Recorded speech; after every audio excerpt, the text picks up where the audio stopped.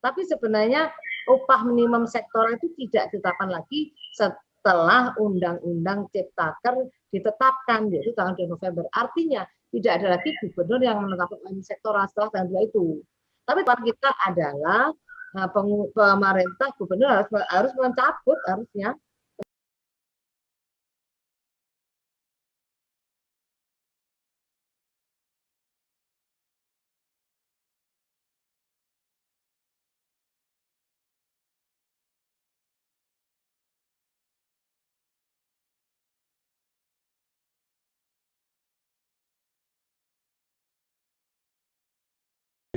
Masukkan di dalam room chat sehingga kita akan lebih jelas pembahasan kita coba terkait dengan permasalahan-permasalahan yang sekarang ini sudah mulai timbul di lapangan, terutama terkait dengan bagaimana upahnya Kerawang. Ibu, ini sekedar sedikit gambaran saja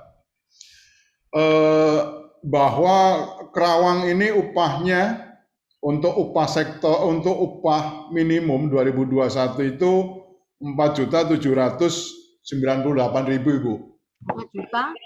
4.798 UMK. Ya, sementara karena UMSK 2020 sekarang masih berproses di PT UN, dan kita juga mengacu ke pasal 82 Permen 36 2021, ada bahasa yang menyatakan, PP yang menyatakan UMSK yang ditetapkan setelah tanggal 2 November wajib dicabut oleh gubernur dengan batas waktu maksimal 1 tahun. Jadi kalau upah UMSK menurut saya bahwa untuk Kerawang yang masih sah adalah yang upah tahun 2019, yaitu sebesar 4.943. Anggota Apindo yang sekarang ini sudah menjalankan upah di 49. Nah, sementara ini sudah di atas upah minimum 2021. Nah, ini sekarang kendalanya adalah sebetulnya upah Kerawang yang benar untuk tahun 2021 berapa? Mungkin itu sedikit pembuka aja, Ibu. Mohon pencerahannya. Terima kasih. Terima kasih Pak Haji. Assalamualaikum warahmatullahi wabarakatuh. Kami tawarkan ke Bapak-Bapak, Bapak Ibu ada Ibunya. Kita langsung berdiskusi saja atau sekilas saja paparan. Sebenarnya Bapak Ibu sudah tahu semua, isi PP3 kan sudah tahu semua. Kalau kita langsung mengikuti diskusi, kita langsung aja ke diskusi sebagaimana yang Pak Imam tadi sampaikan. Gitu. Ya, mungkin sedikit aja Bu paparannya, tapi lebih banyak nanti kita diskusinya Bu. Ya, sekilas saja ya Pak, intinya aja ya. Iya. Kami udah nitip Pak Yustandi ya tadi ya, Pak Yustandi. Pak Yuntadi. Pak Yuntadi, saya tadi udah bikin BA-nya ke sana, bahannya saya kirim ke sana. Kalau Bapak bisa dibantu share di sana, saya lebih senang Pak. Oke, gitu ini. Ini mohon izin dibuang aja judulnya Pak, teman-teman belum dibuang tuh ya. Kami kan gini, Pak Ibu, Bu Menteri melalui Bu Dirjen dan Pak Sekjen, kami diminta seluruh pejabat yang diundang dalam kegiatan apapun selalu menyampaikan PP. Undang-Undang Ciptaker sudah disampaikan, sekarang tinggal PP-nya. Kalau yang diundang saya, dimanapun saya diundang, saya menyampaikan PP 36 tentang pengupahan. Kalau diundang Direktur Jamsat, dimanapun dia diundang kegiatan, dia menyampaikan PP tentang JKP. Sebenarnya PP semuanya kalau ada waktu, tapi ini karena waktunya singkat ya, saya sampaikan yang di PP pengupahan saja terkait dengan yang mengundang, karena yang dibutuhkan adalah PP pengupahan. Jadi ini mohon maaf, jangan dilupakan judulnya itu tadi malam saya sampaikan di tempat kegiatan kami di Banyumas, di Jakarta ya kemarin, tapi banyak sama. Kita langsung aja Pak pada slide selanjutnya, bahwa aturan pengupahan yang diubah oleh Undang-Undang 311 itu yang pertama adalah bahwa upah minimum hanya berdasarkan wilayah. Kalau di Undang-Undang 13 kan upah minimum berdasarkan wilayah dan sektoral. Tapi di dalam Undang-Undang Ciptaker ini hanya ada upah minimum berdasarkan wilayah, yaitu wilayah provinsi dan wilayah kabupaten kota. Nah, penetapan upah minimum didasarkan oleh besaran makro, yaitu pertumbuhan ekonomi atau inflasi dengan menggunakan formula perhitungan upah minimum. Ada pertumbuhan ekonomi maupun inflasi, tapi di sini atau ya Bapak Ibu, jadi tidak dua-duanya ditambahkan, tapi salah satu mana yang lebih besar. Itu menghitungnya dengan menggunakan formula. Yang ada lain lagi di UMK di sini bisa diatur, tapi untuk menetapkan UMK harus ada persyaratan tertentu. Persyaratan tertentu itu apa? Minimal dia harus lebih tinggi, mempunyai pertumbuhan ekonomi yang lebih tinggi. Jadi kabupaten boleh menetapkan upah minimum kalau di kabupaten kota tersebut terdapat pertumbuhan ekonomi yang lebih tinggi dari nilai di provinsi tentunya. Kalau tidak ya nggak bisa. Lanjutnya pengaturan upah pada usaha mikro kecil. Saat ini kan kita pemerintah hampir belum memperhatikan. Maka dengan Undang Ciptaker ini ada perhatian pemerintah kepada pengusahanya kepada pengusahanya maupun kepada tenaga kerjanya di dalam pada usaha mikro kecil. Jadi pada usaha mikro kecil ini dikecualikan dari UMP atau UMK. Sehingga dalam pengaturan upah pada mikro kecil adalah upah kesepakatan, yaitu upah yang besarnya disepakati oleh kedua belah pihak pekerja dan pengusaha, namun dalam menyepakati tersebut harus di atas persentase tertentu. Ini bunyi undang-undang. Ada persentase tertentu apa itu adanya? Dia pengaturan upah dibayar secara per jam, Bapak Ibu. Pengaturan upah tadinya kan hanya per harian atau bulanan. Dengan ada Undang Ciptaker memungkinkan ada upah yang diatur secara per jam.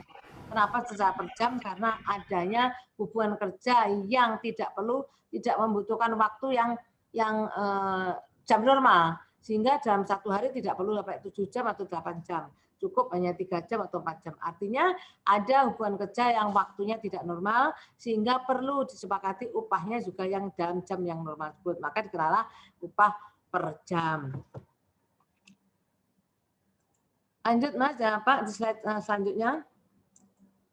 Nah, ini dasar-dasar tadi sebenarnya sudah sekilas. Jadi yang ada di Undang-Undang Ciptaker bahwa kebijakan pengupahan ditetapkan oleh pemerintah pusat. Yang kedua, upah minimum provinsi UMP wajib ditetapkan oleh gubernur. Sedangkan upah minimum kabupaten kota dapat ditetapkan. Artinya tidak wajib, dapat ditetapkan oleh gubernur. Dan penetapan UMK ini dengan menggunakan syarat tertentu, yaitu pertumbuhan ekonomi daerah atau inflasi daerah, serta harus lebih tinggi dari UMP. Artinya wilayah untuk menghitung UMK harus memilih lebih tinggi mana antara pertumbuhan ekonomi daerah atau inflasi daerah. Itu salah satu. Dan nanti tetapkannya harus lebih tinggi dari UMP. Kalau tidak mampu lebih tinggi dari UMP ya berarti nggak bisa ditetapkan UMK. Tentunya adalah UMP dan UMK ditetapkan berdasarkan kondisi ekonomi dan kondisi ketenagakerjaan. Kondisi ekonomi apa? Kondisi ketenagakerjaan itu apa? Semua dari BPS itu tadi termasuk inflasi, termasuk pertumbuhan ekonomi itu termasuk kondisi ekonomi dan ketenagakerjaan. Selanjutnya, kenaikan upah di minimum dihitung dengan menggunakan formula minimum dengan formula tadi sudah sampaikan. Bagi pekerja mikro kecil, upah yang berlaku didasarkan kepada kesepakatan dengan persentase tertentu. Lanjut aja Pak, ini udah ada depan, lanjut. Oke. Nah, ini Bapak Ibu, jadi kita masuk ke filosofi. Ini sebenarnya kami menjabarkan ada yang di atas tadi. Yang pertama ada filosofi, bahwa setiap pekerja buruh berhak atas penghidupan yang layak bagi kemanusiaan. Setiap pekerja buruh berhak untuk memperoleh perlakuan yang sama dalam penerapan sistem pengupahan tanpa diskriminasi. Mungkin nggak usah saya sampaikan, Bapak udah tahu. Dan setiap pekerja buruh berhak memperoleh upah yang sama untuk pekerjaan yang nilainya sama. Jadi kalau pekerjaannya sama, meskipun jabatannya berbeda, tapi pekerjaannya bobotnya sama, maka upahnya sama. Itu adalah filosofi. Sehingga untuk keadilan, yang jabatannya sama, bobotnya sama, yang bobotnya sama, upahnya harus tetap sama. Lanjutnya prinsip. Apa laku prinsip pengupahan, Bapak Ibu? Bahwa hak pekerja buruh atas upah timbul pada saat terjadi hubungan kerja antara pekerja dan pengusaha dan berakhir pada saat putusnya hubungan kerja atau PHK. Jadi hubungan kerja dimulai pada saat timbul kesepakatan dan berakhir pada saat PHK. Ini yang pertama. Yang kedua, kebijakan pengupahan. Bapak Ibu, bahwa kebijakan pengupahan ditetapkan oleh pemerintah pusat sebagai salah satu upaya mewujudkan hak pekerja buruh atas penghidupan yang layak bagi kemanusiaan. Kebijakan pengupahan merupakan program strategis, tentunya program strategis nasional. Pemerintah daerah, ini yang perlu kita lebih tekankan di sini bahwa pemerintah daerah dalam melaksanakan kebijakan pengupahan wajib berpedoman pada kebijakan pemerintah pusat. Jadi dipedomani kebijakan pemerintah pusat siapa, makanya mestinya daerah juga memberikan memedomani. Nah, kebijakan pengupahan itu apa saja, Bapak Ibu, yang diatur di sini adalah upah minimum. Ini bukan yang menetapkan upah minimum pusat, bukan, tapi kebijakannya. Bahwa kebijakan ini harus segini ya segini, dan seterusnya itu adalah kebijakannya. Yang kedua adalah struktur dan skala upah. Upah kerja lembur, upah tidak masuk kerja atau tidak melakukan pekerjaan karena alasan tertentu. Alasan tertentu misalkan karena berhalangan, misalkan karena melakukan tugas di luar pekerjaannya, karena tugas SP-nya, tugas SP serikat pekerjanya, tugas negara, tugas agama, dan tugas pendidikan untuk pekerja. Sehingga meskipun dia tidak masuk kerja, upahnya tetap dibayar. Ini adalah bentuk dan cara pembayaran upah. Selanjutnya adalah hal-hal yang dapat diperhitungkan dengan upah, dan terakhir adalah upah sebagai dasar perhitungan atau pembayaran hak atas kewajiban lainnya. Lanjut. Di slide selanjutnya, slide 5. Ini, bahwa kebijakan pengupahan ditujukan untuk pencapaian penghasilan yang memenuhi penghasilan yang layak bagi kemanusiaan. Nah, penghasilan itu seperti apa? Kalau di PP 78 penghasilan yang layak itu ada dua macam, yaitu ada upah dan pendapatan non upah. Di sini kita hanya menyampaikan penghasilan saja, bahwa yang diatur sebagai penghasilan di dalam PP 78 ini adalah upah dan pendapatan non upah. Sama-sama dalam bentuk uang, yang satunya dinamakan upah, yang lainnya dinamakan non upah, tapi tetap pendapatan. Kita mulai Bapak Ibu dari upah. Upah itu apa? Yang diatur di PP ini adalah bahwa upah itu bisa komponennya bisa upah tanpa tunjangan bulat, nggak ada tunjangannya. Misalkan upahnya 5 juta, ya 5 juta itu bulat, itu namanya upah tanpa tunjangan.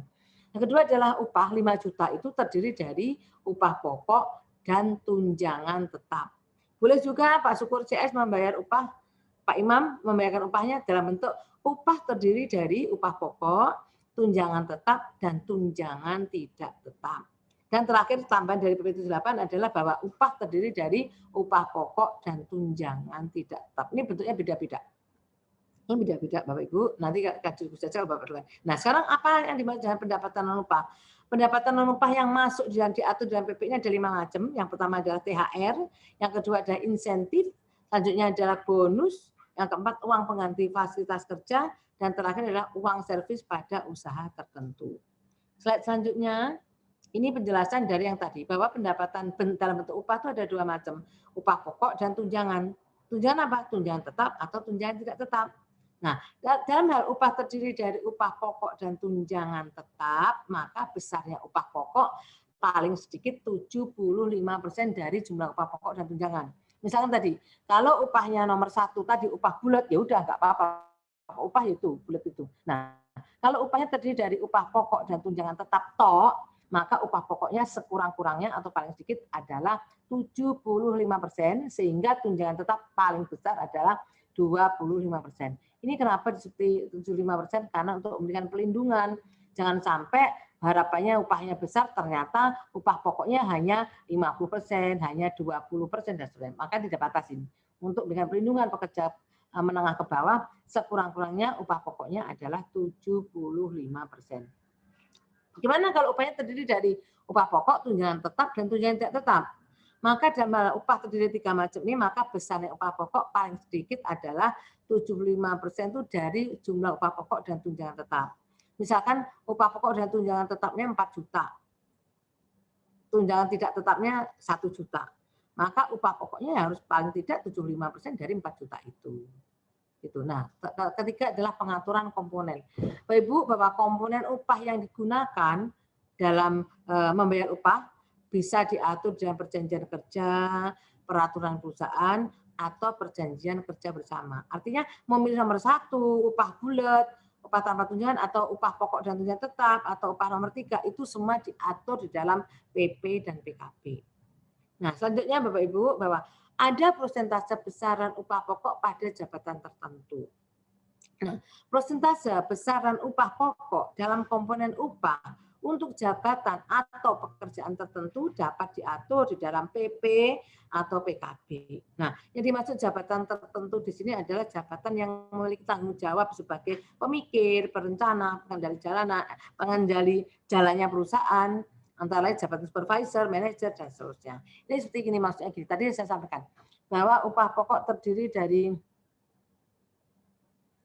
mohon maaf ini saya baca dari PT Jack ya. Mohon maaf Bu, ini dibahas apakah ya ini dibahas inti isi dari PP 78 ini bukan prolog nih Bapak Ibu. Ini sudah kami ambilkan intisarinya dari PP 36. Biar tidak terbaca per pasal detail-detail kami ambil isinya aja tapi penulisan seperti ini. Ini sebenarnya ada di dalam PP 78. PP 36 tahun 2021. Nah, saya maksud tadi persentase untuk jabatan tertentu. Kalau tadi sampai 75% dan 25% itu adalah untuk jabatan menengah ke bawah. Nah, jabatan menengah ke atas, misalnya jabatan tertentu atau pekerjaan tertentu boleh disepakati dalam PPPKB misalkan 60-40 atau 50-50. Itu kenapa? Karena dia sudah tidak perlu lagi mendapatkan perlindungan kan dia upahnya udah tinggi sehingga boleh disepakati tidak 25%, tidak 25% dan 75%. Mohon maaf Bapak ada yang menanyakan suara saya tidak ada. Mas, apakah masih ada? Halo? Mungkin jaringan jelas. Ada, Bu. Ada jelas. Jaringan beliau yang terganggu, Bu. Jelas. Clear kok. Ada jelas. Mohon izin Bapak Ibu, nanti tanya jawabnya nanti setelah ini aja ya. Takutnya kalau sudah kita tanya jawab nanti nggak nyampe. Saya ini sekilas saja kok. Sekilas saja. Ya, lanjut dulu Bu. Lanjut, ya. Nah, ini sekarang bentuk pendapatan dan bentuk upah sekarang pendapatan non upah itu seperti apa? Ini ada 5 yang diatur di dalam PP 3 PP 361 36. Yang pertama adalah THR. THR itu sudah ada permennya. Jadi mungkin kita nanti tidak merubah. Apakah merubah atau enggak, tapi intinya masih sudah ada permen nomor 6 tahun 2016 tentang THR ini. Intinya bahwa THR wajib diberikan oleh pengusaha selambat-lambatnya 7 hari sebelum hari raya keagamaan. Nah, ini yang hari raya keagamaan yang paling dekat sekarang adalah hari raya keagamaan di Bali. Tanggal 14 Maret ini adalah hari Nyepi.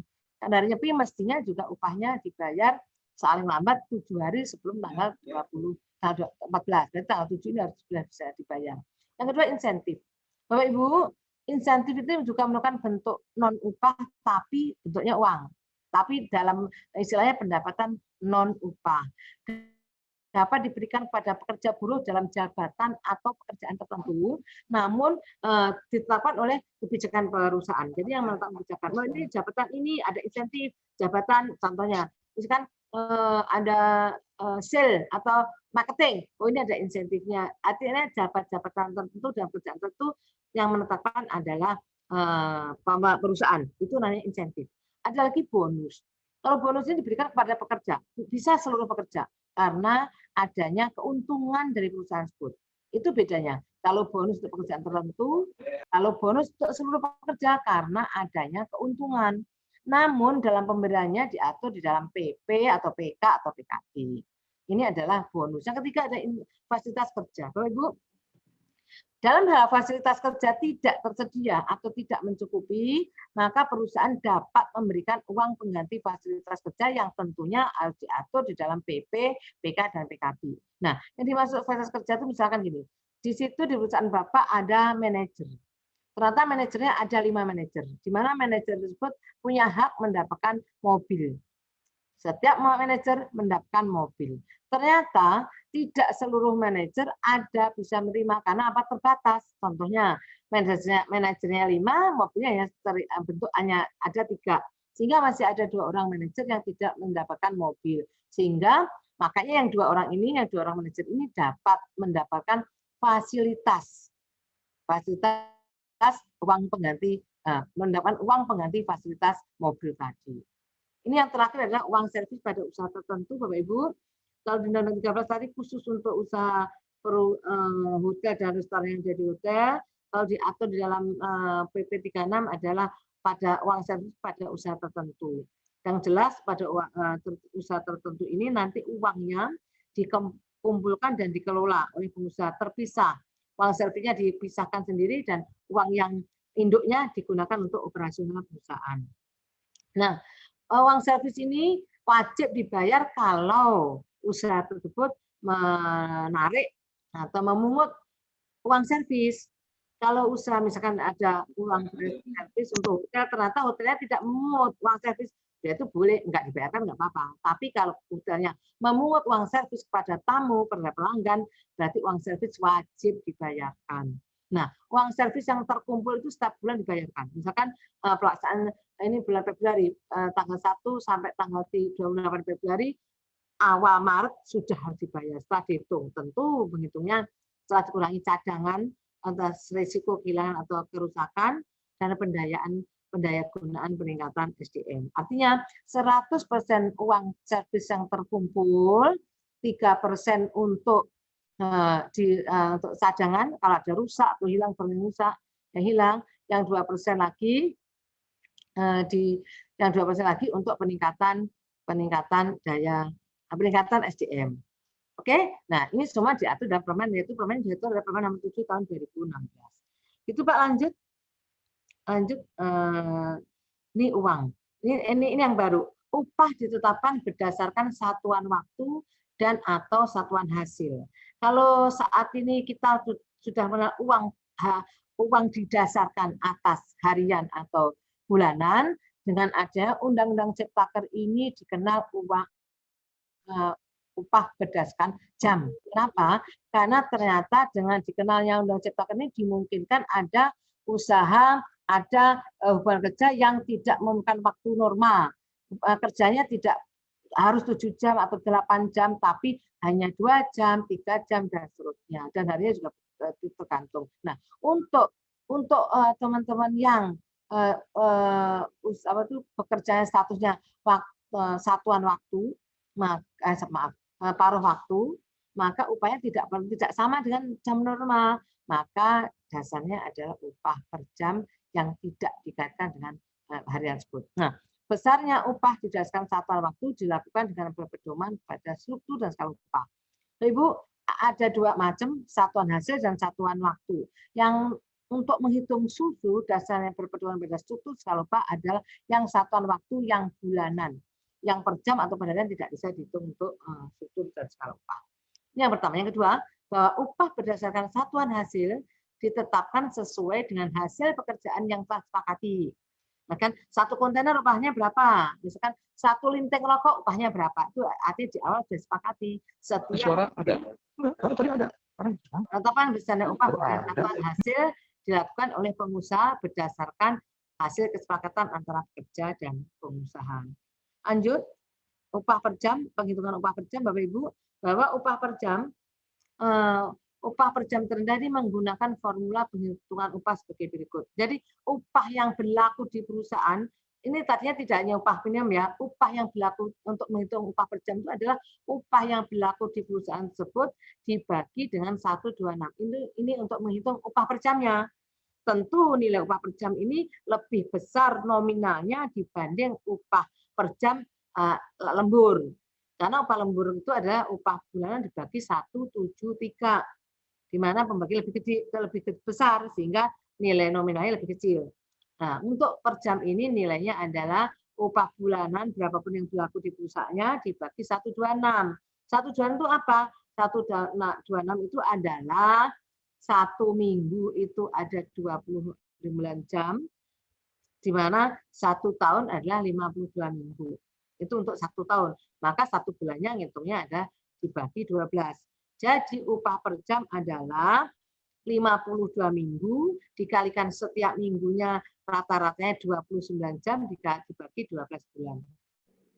Kenapa pembagian 29 Bapak Ibu? Karena rata-rata median, median yang tertinggi itu berdasarkan data Sakernas adalah 29 jam 1 minggu. Tadi disampaikan bahwa upah per jam itu adalah untuk pekerja yang perhitungannya adalah paruh waktu.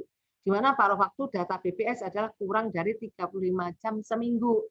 Nah, 30 jam seminggu itu ada yang 35, ada yang 34, ada yang 30, ada yang 29, ada yang 26, ada yang 27, dan seterusnya. Sehingga diambil nilai tengahnya yang paling tinggi adalah 29 jam seminggu. Sehingga bagi pekerja yang paruh waktu, upah per jamnya adalah, 1 jamnya adalah upah perkalian 52 minggu dikalikan berapa jam 1 minggu dibagi 12. Gitu ya Pak Ibu. Nah, sekarang itu adalah upah per jam. Selanjutnya adalah upah per hari. Bagaimana ngitung upah per hari? Bagi perusahaan yang sistem kerjanya 6 hari dalam 1 minggu akan menghitung upah per bulannya adalah, maka upah seharinya adalah upah sebulan dibagi 25. Bila perusahaan tersebut sistem waktu kerjanya 5 jam, maaf, 8 jam sehari, 5 hari, maka upah seharinya adalah upah sebulan dibagi 21 hari. Ini sebenarnya Bapak Ibu sudah tinggal menyoplak karena dari pengaturan dalam sudah ada. Jadi kalau yang bekerjanya untuk menghitung upah seharinya dalam waktu kerja yang dia 6 hari, maka pembaginya ada 25, yang 5 hari pembaginya adalah 21. Lanjut. Ini struktur pengaturan struktur dan skala upah, Bapak Ibu. Struktur skala upah menjadi wajib untuk undang-undang Ciptaker, sehingga di PP-nya juga wajib bahwa seluruh pengusaha wajib menyusun struktur dan skala upah dengan memperhatikan kemampuan perusahaan dan produktivitas. Nah, struktur skala upah ini wajib diberitahukan kepada seluruh pekerja secara perorangan. Nah, ada pertanyaan, kenapa kok hanya memperhatikan kemampuan perusahaan dan produktivitas? Pada prinsipnya yang ditentukan yaitu untuk melihat itu ya, untuk menyusun susu ya harus ada bagaimana kemampuan perusahaan dan bagaimana produktivitas kerja di perusahaan tersebut. Nah, sedangkan apa? Berdasarkan satuan, berdasarkan jabatan, golongan, masa kerja itu ada cara menghitungnya. Tapi untuk mewujudkan, untuk menyusun susu ini yang dihitung, yang dilihat adalah bagaimana kemampuan perusahaan di perusahaan tersebut dan bagaimana produktivitasnya. Nah, selanjutnya Bapak Ibu, tadi kan ada beberapa upah, ada komponen upah, ada upah pokok, ada tunjangan tetap dan seterusnya. Yang dimasukkan di dalam struktur dan skala upah adalah upah pokok. Jadi kalau pengusaha membayarkan upahnya nomor 1 upah bulat, berarti yang dimasukkan dalam susu adalah upah bulat. Kalau perusahaan menggunakan upah terdiri dari upah pokok dan tunjangan tetap, yang dimasukkan dalam susu adalah upah pokok, sehingga masih diterima juga tunjangan tetap. Nah, bagaimana kalau upahnya terdiri dari upah pokok dan tunjangan tidak tetap? Berarti yang masuk tetap upah pokoknya saja, yang lainnya tunjangan tidak tetapnya tidak dimasukkan, tapi tetap dihitung untuk menghitung itu, tetap diterimakan kepada pekerjanya. Makasih Bapak Ibu. Selanjutnya kita bikin upah minimum.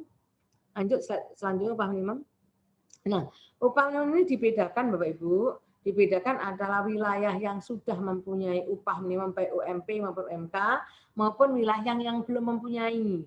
Kebetulan kalau UMP semua provinsi sudah punya.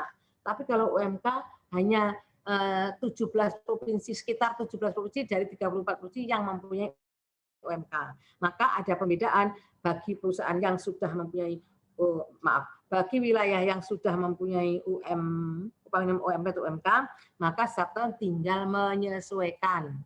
Tapi bagi wilayah yang belum pernah mempunyai UMK, yang belum punya UMP kan nggak ada, kalau semua sudah punya UMP sekarang. Bagi wilayah yang belum punya UMK, maka UMK ada menghitung dari awal. Ini namanya setting, penetapan. Lanjut, ini nggak usah ini Pak, ini udah biasa, ini lanjut. Slide selanjutnya. Nah, acuan penetapan dalam upah minimum Ciptaker. Yang pertama, gubernur wajib menetapkan upah minimum provinsi. Yang kedua, gubernur dapat menetapkan upah minimum kabupaten kota dengan syarat tertentu. Nah, upah minimum baik UMP maupun UMK ditetapkan berdasarkan kondisi ekonomi dan ketenaga kerjaan.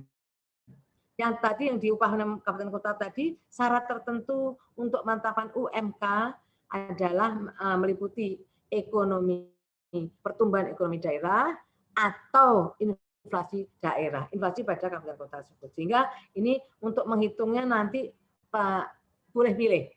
Kalau lebih besar pertumbuhan ekonomi berarti nanti penghitungan upah minimumnya menggunakan PE. Tapi kalau berdasarkan lebih tinggi dari inflasi, maka kenaikan upah minimumnya menggunakan inflasi.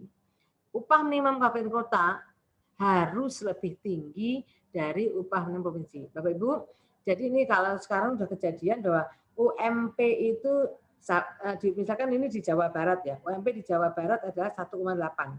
Artinya kalau ada UMK seluruh kabupaten dan kota yang ada di Jawa Barat tidak boleh menetapkan UMK sama dengan 1,8.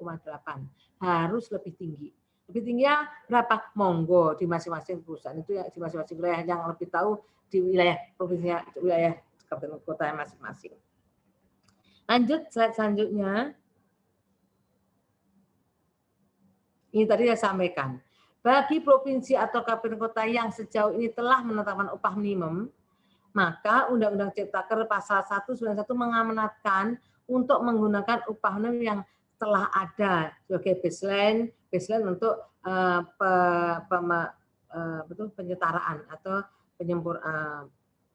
adjusting tadi untuk penyesuaian. Jadi untuk misalkan sekarang di Kerawang sudah ada UMK. Berarti tahun-tahun depan tinggal menyesuaikan aja kenaikan berapa. Tinggal menyesuaikan aja ada kenaikan atau enggak. Istilahnya ada kenaikan atau enggak. Karena kan penyesuaian itu bisa naik, bisa tidak. Tapi semoga tidak turun. Nah, itu bagi wilayah yang sudah mempunyai UMK. Lalu ada setting atau penetapan.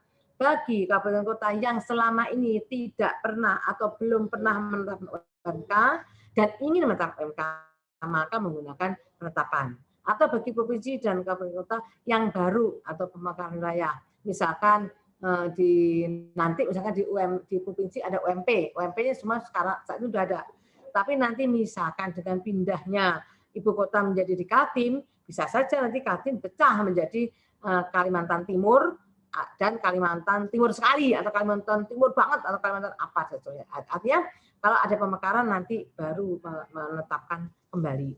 Cuman kalau di UMP, Bapak Ibu, UMP itu untuk yang di pemekaran, pertama kali dimekarkan nilai UMP-nya sama dengan nilai UMP wilayah induknya. Baru tahun depan baru mengadakan penyesuaian. Lanjut, selanjutnya Bapak Ibu. Selanjutnya adalah ini slide ini ada ketentuan aja bahwa UMP lebih tinggi, menggunakan data dan sebagainya. Lanjut, Pak. Lanjut. Nah, ini penetapan upah minimum. Upah minimum terdiri, tadi saya sampaikan, upah minimum provinsi atau upah minimum kabupaten kota dengan syarat tertentu. Nah, tertentu penghitungannya pertumbuhan ekonomi daerah atau inflasi daerah. Ini kenapa saya sampaikan atau karena maaf. Jadi UMP dan UMK. UMP saja boleh, tapi kalau ada UMK harus ada UMP. Jadi kalau mau dijelaskan, upah minimum terdiri dari upah minimum provinsi atau upah minimum terdiri dari upah minimum provinsi dan upah minimum kabupaten kota. Ini nggak bisa, pilihan nggak bisa. Jadi pilihannya adalah UMP, pilihan kedua adalah UMP dan UMK. Tidak boleh hanya UMK saja. Nah, kondisi ekonomi dan ketenagakerjaan yang di depan tadi bahwa penghitungan upah minimum ada menghitung kondisi atau memperhatikan kondisi ekonomi dan ketenagakerjaan meliputi paritas daya beli. Semakin tinggi daya beli suatu wilayah berarti mampu menetapkan OM lebih tinggi. Semakin tinggi tingkat penyerapan tenaga kerja, berarti kan semakin kecil tingkat penganggur. Kalau semakin tinggi tingkat penganggur artinya bisa mampu membayar upah yang lebih tinggi, UMK tentu ya. Dan ketiga adalah median upah. Semakin tinggi median upah berarti bisa menetapkan upah yang lebih tinggi. Sebaliknya, kalau cuma rendah juga berarti upahnya juga pasti UMK-nya pasti lebih rendah. Data pertumbuhan ekonomi, inflasi, paritas daya beli, tingkat penyerapan tenaga kerja, dan median upah bersumber dari lembaga yang berwenang di bidang statistik. Artinya, Bapak Ibu di provinsi dan kabupaten kota menghitung upah tersebut, datanya bisa diambil atau bersumber dari BPS setempat. Akan ada penyesuaian upah minimum dilakukan setiap tahun. Namanya juga penyesuaian apakah naik atau tidak, yang penting sudah ditinjau dan disesuaikan.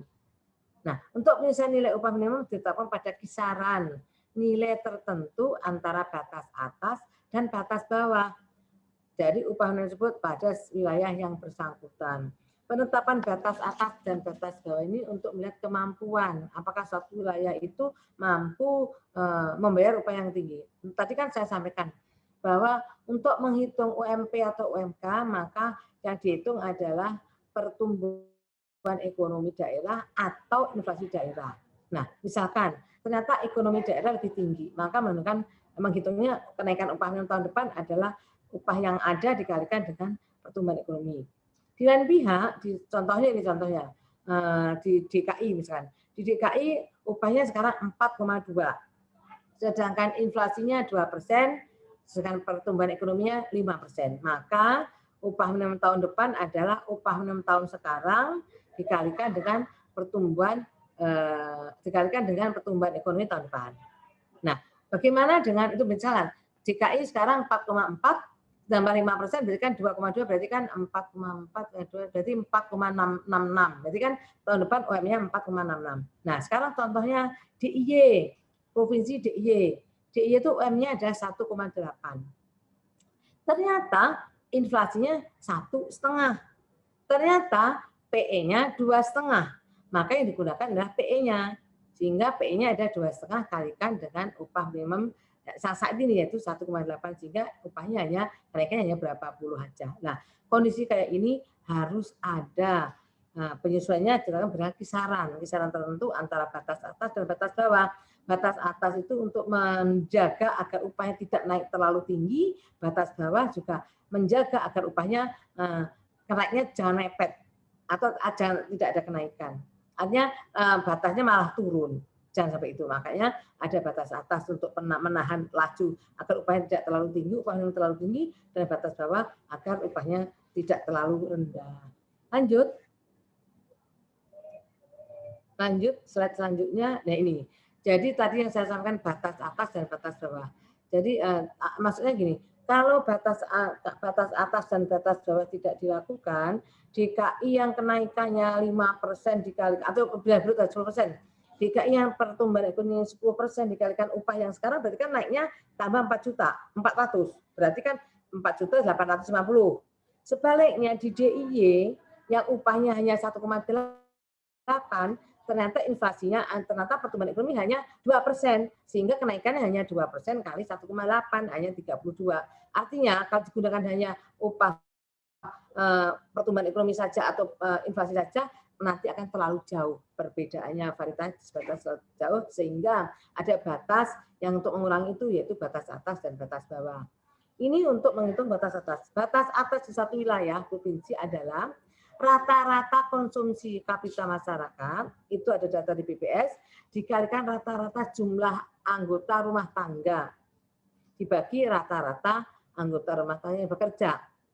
Jadi rata-rata konsumsi di DIY, di DKI adalah 2,2 dikalikan 4,3, rata-ratanya dibagi rata-rata ART yang bekerja adalah 1,8, maka ketemulah angka 5 juta. Nah, artinya batas atas di DKI 5 juta.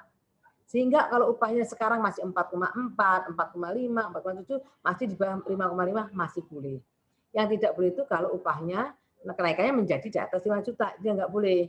Nah, sekarang itu artinya untuk meredam kenaikan. Sebaliknya, batas bawah adalah 50% dari batas atas. Kalau batas atasnya 55 juta, berarti batas bawahnya adalah 2,5 juta, karena 50%. Artinya, untuk ring upah minimum adalah antara 2,5 sampai 5 juta. Kalau misalnya 3 juta ya boleh, 3,5 juga boleh, 4 juta juga boleh, 4,5 juta boleh, asalkan masih di antara 2,5 juta dan 5 juta. Selanjutnya, Bapak Ibu, nah sekarang upah ini tadi, upah layak dan ring upah. Nilai upah minimum di satu wilayah seharusnya ditetapkan sesuai kondisi kesejahteraan wilayah tersebut. Semakin tinggi kesejahteraan, berarti upahnya harusnya semakin tinggi. Nah, kondisi kesejahteraan suatu wilayah dapat diukur dengan tingkat konsumsi masyarakat. Ini datanya ada di BPS, dipublish setiap tahun.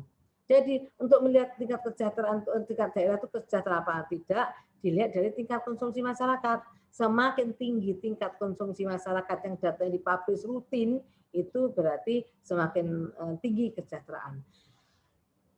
Atau sebaliknya, semakin rendah kesejahteraan berarti tingkat upahnya semakin rendah.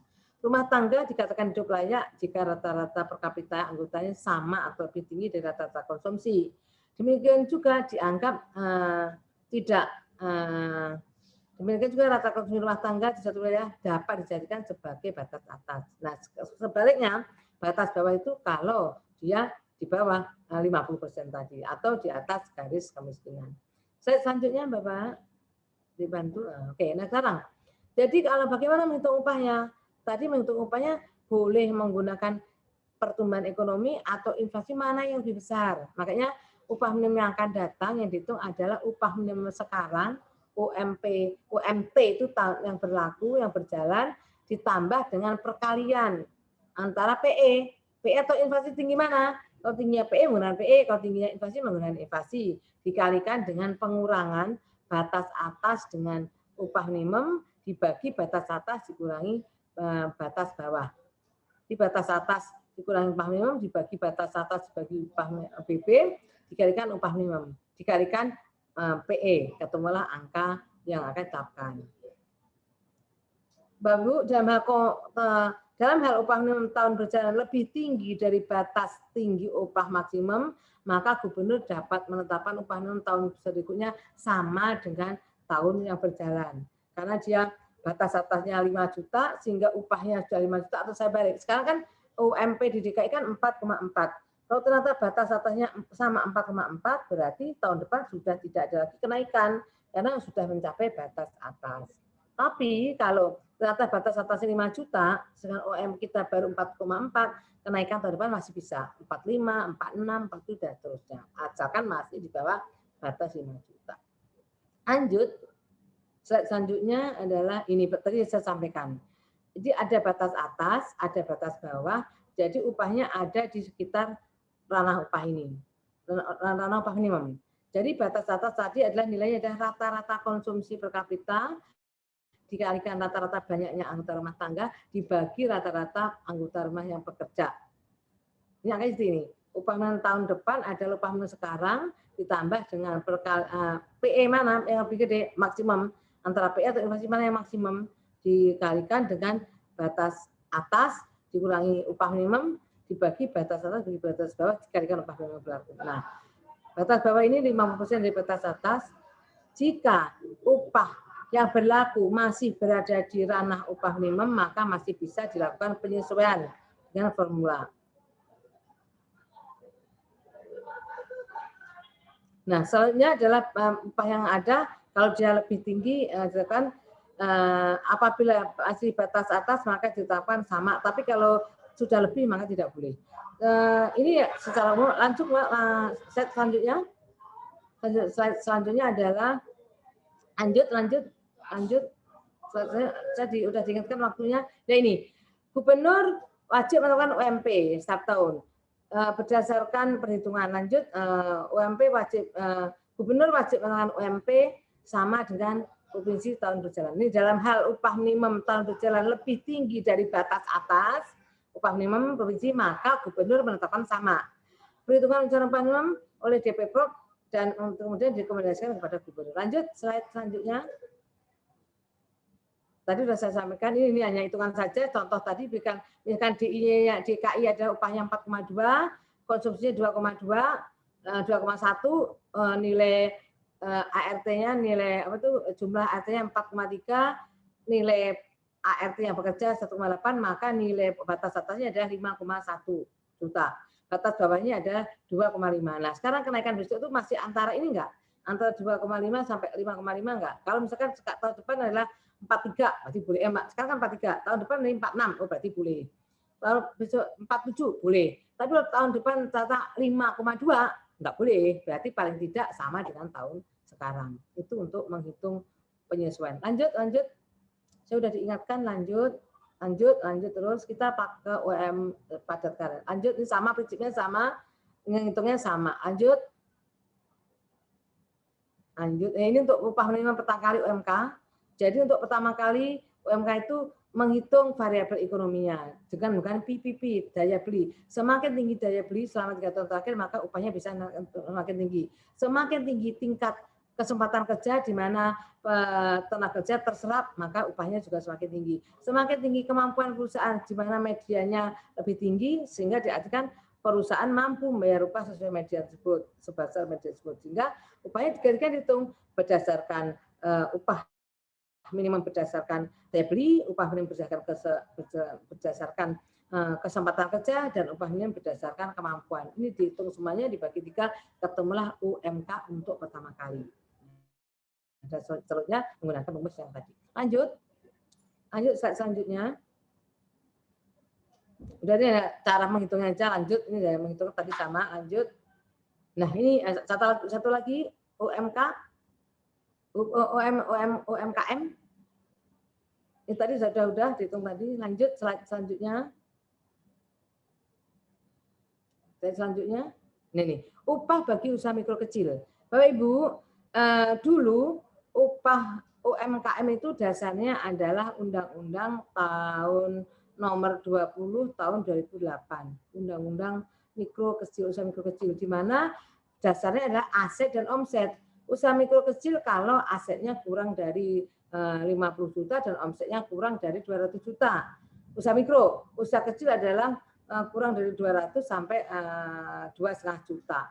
Nah sekarang dengan adanya Undang-Undang Ciptaker, di mana pemerintah hadir dalam memberikan perlindungan kepada usaha mikro kecil, maka aset dan omset menjadi lebih gede, di mana mikronya menjadi asetnya 1M dan omsetnya 2M.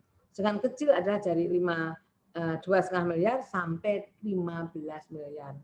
Dari 2,5 miliar sampai 15 miliar. Nah, upah tadi di depan bahwa rata-rata untuk usaha mikro kecil bukan upah minimum, tapi adalah sekurang-kurangnya upahnya persentase tertentu dari rata konsumsi, yaitu ditetapkan melalui PP 50%. Artinya di DKI kalau rata-rata konsumsinya 4,2, maka usaha mikro kecil dapat bersepakat sekurang-kurangnya upahnya 50% dari 2,2, yaitu 1,1. Artinya di DKI dapat dibayarkan upah bagi usaha mikro kecil yaitu 1,1.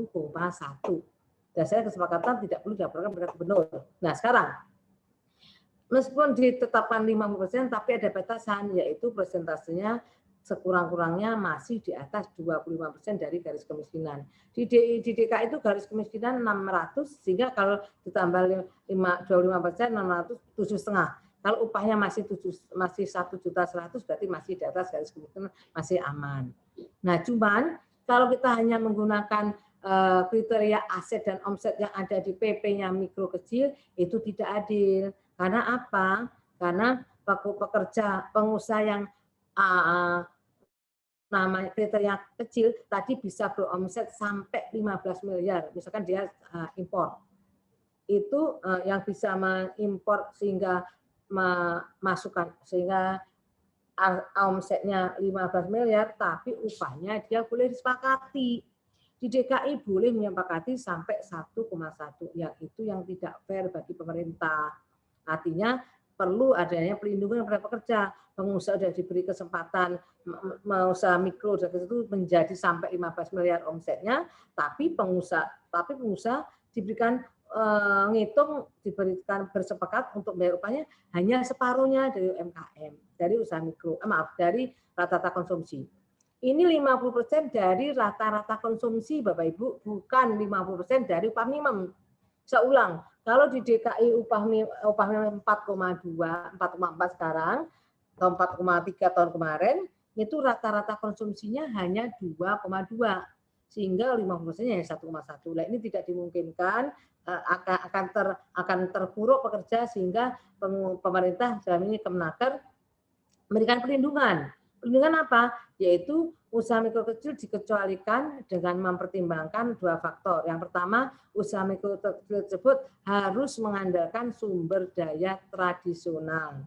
Yang kedua, tidak bergerak pada usaha yang berteknologi tinggi dan padat karya. Misalkan yang satu sama-sama usaha kecil, sama-sama 15 miliar omsetnya, tapi yang satu padat modal sehingga pekerjaannya 10 saja, satunya padat karya, pekerja 30.000, ya itu nggak fair. Nah, kalau yang kayak gitu, yang pekerjanya hanya 10 padat modal, dia tidak boleh menggunakan kesepakatan, dia minimal harus bayar upah minimum. Sebaliknya, yang pekerjanya 30.000 tadi dan menggunakan usaha-usaha menggunakan alat-alat sederhana, tidak menggunakan teknologi tinggi, maka dia boleh disepakati meskipun omsetnya sama-sama 15 miliar. Hal ini sebagai bentuk perlindungan bagi pekerja, mengingat kriteria usaha mikro kecil dan dalam UMKM sampai ke 15 miliar. Lanjut, Bapak Ibu. Lanjut. Ini penjelasan aja, lanjut selanjutnya ini perlindungan upah masih sama antara PP 78 sama Undang-Undang Ciptaker atau sama dengan Undang-Undang 13 sama. Tapi di sana hanya mengelompok saja. Pada intinya semuanya sama. Ada hak cuti, hak hamil untuk melaksanakan ibadah haji dan sebagainya itu mendapatkan perlindungan upah. Lanjut, kita masuk ke ini pengusaha wajib upah, ini pekerja buruh, oke? Pekerja berhalangan tadi ada upah pekerja yang tidak masuk kerja tetap dibayar. Itu misalkan berhalangan. Berhalangan apa? Karena sakit, karena menghitankan, karena haid dan sebagainya. Ada juga masalah lain tetap dibayar upahnya meskipun tidak masuk. Kenapa? Karena dia melakukan istirahat cutinya. Misalkan dia melaksanakan pendidikan, misalkan dia melakukan tugas negara, melakukan tugas agama atau melakukan tugas pendidikan dan seterusnya. Ini berarti semua sama. Lanjut ini selanjutnya di slide 38 Bapak Ibu. Slide 38 wajib lanjut slide selanjutnya peninjauan upah. Pengusaha melakukan peninjauan upah secara berkala dengan memperhatikan produktivitas perusahaan dan dengan kemampuan perusahaan dan produktivitas. Peninjauan upah diatur dalam PP, PKB dan PKB. Lanjut slide selanjutnya. Lanjut. Upah sebagai dasar itu ya upah pokok dan tunjangan tetap. Yang lainnya nggak bisa dihitung. Upah tunjangan tidak tetap tidak bisa dihitung. Slide selanjutnya.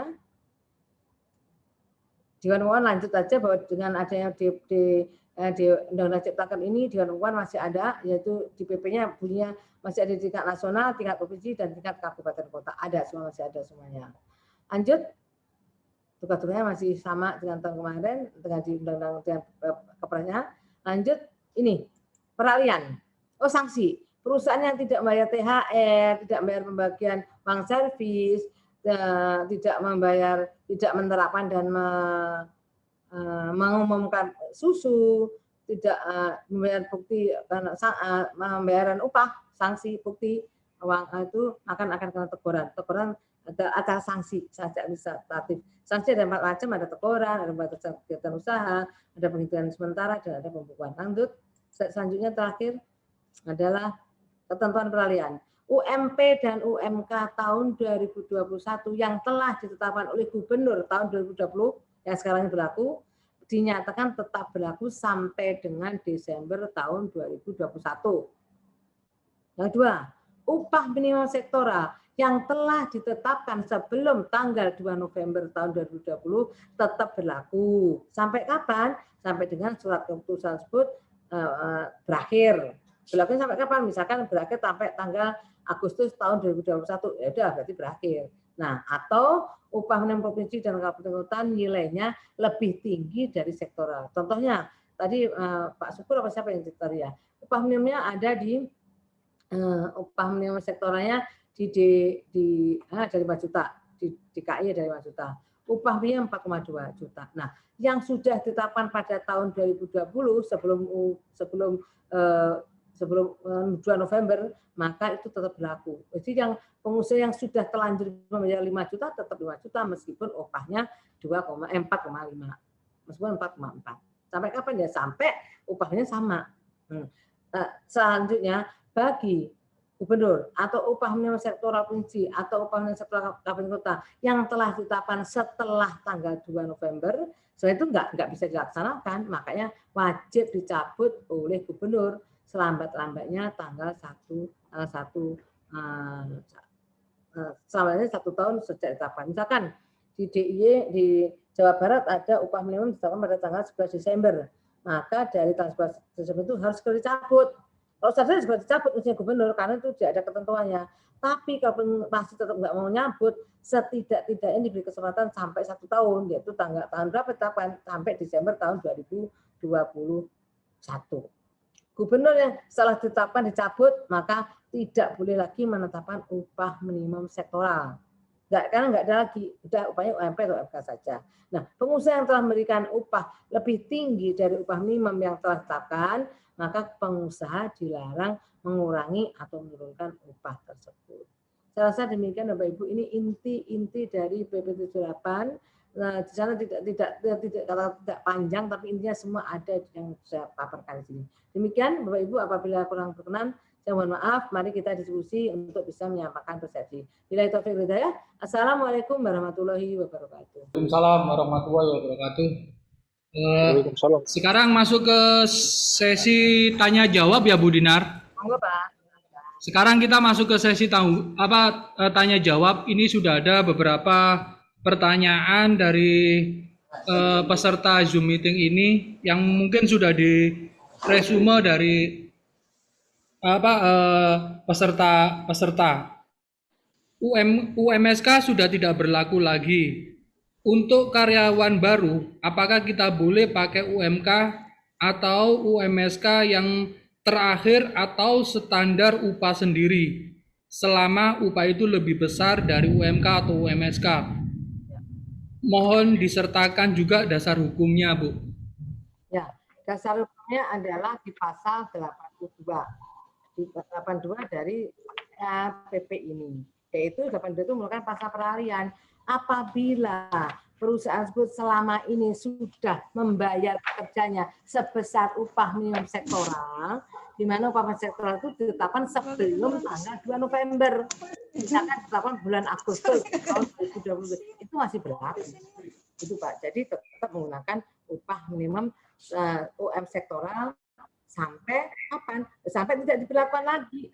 Kalau dia diberlakukan sampai bulan Oktober tahun 2021 ya selama sampai bulan itu masih bisa. Sebaliknya, kalau dia hanya sampai berlaku sampai bulan Maret tahun 2021, berarti setelah Maret kita menggunakan UMP atau UMP-nya melebihi nggak nilai UMK sektoral tadi. Kalau sudah melebihi ya berarti langsung ganti kalau upah minimum komoditi atau sektoral. Jadi tidak menggunakan sektoral. Intinya lebih ke perusahaan membayar yang lebih besar. Artinya ada pasal di bawahnya di Undang-Undang 13 Undang-Undang Cipta Kerja bahwa pengusaha sudah membayar upah lebih tinggi tidak boleh menurunkan atau mengurangi. Intinya gitu ya Pak. Terima kasih Pak Andri. Baik, coba saya buka chatnya kembali Bu, karena ini pertanyaannya kebanyakan terkait dengan masalah PKWT Bu, kompensasi. Mungkin dari Bu Dinar bisa memberikan sedikit gambaran gitu Bu, terkait kompensasi ini Bu. Oke, gini, ketentuan kita tambahan bahwa dan ada Undang Cipta Kerja ini ada status PKWT mau PKWT sama, diberi pelindungan, hak-haknya tentang upahnya sama, jaminan sosialnya sama, terus K3 keselamatan kesehatan sama. Nah, termasuk pesangon istilahnya kalau sudah mau terputus hubungannya. Misalkan PKWT kan disepakati atau diperjanjikan 3 tahun atau 1 tahun. Setiap perjanjian kerja, setiap pemutusan hubungan kerja yang sudah bekerja selama 1 tahun berturut-turut, maka di akhir hubungan tersebut akan mendapatkan kompensasi sebesar 1 bulan gaji. Kalau dia ternyata kerjanya sampai 2 tahun, berarti pada akhir masa nanti dia mendapatkan 2 bulan gaji. Nah, tapi kan ini mulai berlakunya kan tanggal 2 November. Sehingga pekerja yang PKWT yang dari awalnya Agustus sampai Desember, sampai Oktober, sampai November tidak berlaku. Jadi sisanya dia dari misalkan dia bekerja dari Agustus ke Agustus dapat 1 tahun ya Pak. Agustus pertama sampai Desember sampai November kan tidak ada ketentuan. Yang ada ketentuan kan setelah tanggal 2 November sehingga besarnya pesangon ya dihitung dari November sampai ke Agustus tersebut. Artinya belum ada 1 tahun. Kalau belum 1 tahun berarti komponennya, kompensasinya tidak sampai 1 bulan gaji. Tapi berapa bulan dia kerjanya dibagi 12. Kalau dia hanya setengah tahun berarti 6 dibagi 12 kali upah kompensasinya itu upah bulan. Itu ya Pak. Oh dia udah 2 tahun, ternyata 2 tahun. Ternyata yang belum ada kan hanya 1,5 tahun. Artinya yang 1,5 tahun dihitung menggunakan kompensasi. Gitu Pak. Baik, Bu. Berarti artinya penetapan pembayaran kompensasi itu sejak setelah diumumkan. Tidak berlaku mundur.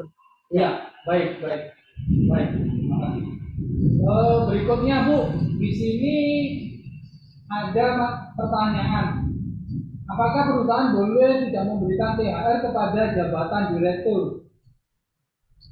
THR itu kan wajib seluruh pekerja. Nah, direktur tuh yang punya apa enggak Pak? Kalau direktur yang punya ya enggak apa-apa enggak dikasih. Tapi selama direktur sebagai pegawai, meskipun dia manajer, ya ada haknya itu diatur di dalam PP atau PKB. Nah, kalau di dalam dalam komponen tadi yang